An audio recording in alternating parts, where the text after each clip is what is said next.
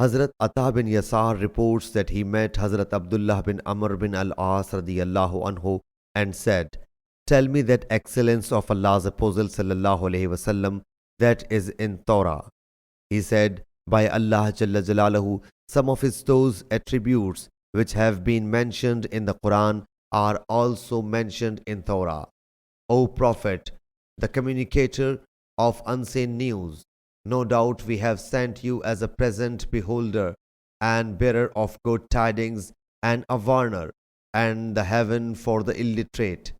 You are my bondsman and apostle.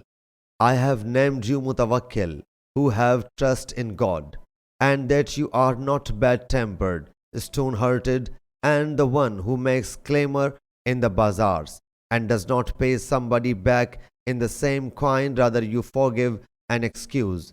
Allah will not call him back to himself until he rectifies crooked people through him, and they say, there is no worthy of worship save Allah Jalla Jalaluhu, and open the blind eyes, deaf ears, and locked heart through him."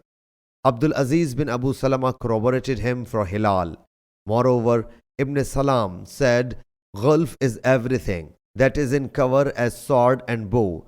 Rajulun aghlafu means a person who has not been circumcised." Sahih Bukhari, Hadith number 2125.